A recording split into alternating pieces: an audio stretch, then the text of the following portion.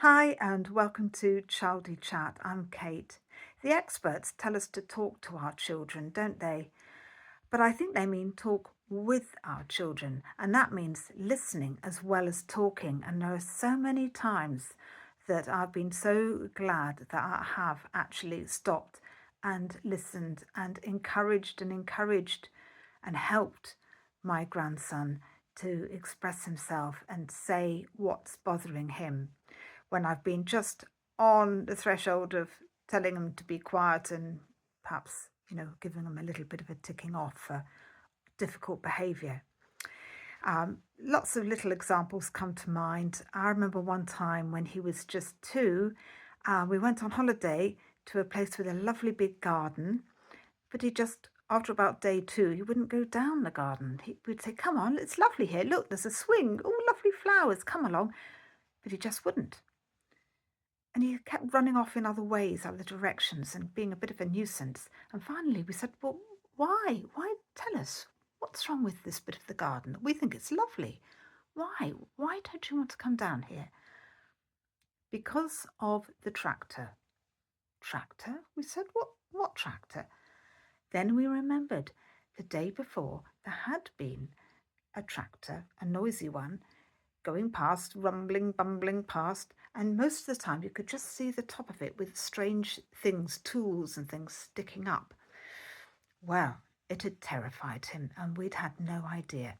So what we did was we went round to where we thought the tractor might be, and sure enough it was there. We said hello to the driver had a little chat with him, and everything was okay, and he loved the garden, the whole of it, from then on. What a lucky thing we stopped to listen, and that he knew the word tractor and could tell us what he really felt. Another time, just a little tiny thing, but at breakfast once with me and Grandpa in our house, we had some special things off our fruit trees. We had plums, which he'd never had before, and some stewed apple. Well, the stewed apple he'd tried before and he hadn't been particularly interested in it, so we didn't really bother with that, but we did encourage him to have some plums on his porridge, and he said yes. Then he wanted the apple on top. And we said, "Well, I think you've got enough now. You really have. Why don't you try the plums and enjoy them? And then if you're still hungry, you can have a bit of apple after." But instead of saying okay or something, he got quite emotional. I want the apple, he was saying. And we all suddenly looked and felt rather puzzled. And we said, "Why?" "Do you know why?" "To help with the plums." So he'd been actually quite brave about those mystery plums, and he wanted the apple to sort of cover up any nasty taste there might be. He just hadn't been able to tell us before somehow. But another time, and this will be my last, and then I shall shut up, I'd been reading a story with him, or trying to. He loves to have a story read to him, sitting on my lap, all cuddled up. But this time he just kept on getting up and wandering off.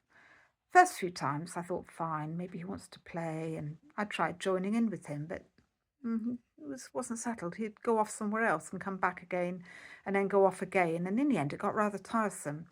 It was nearly bedtime, so I thought maybe that was why, a bit restless perhaps. So I had one more go at settling him, got up again, went off. I had to go and find him. So I said, "Tell me, why is it?"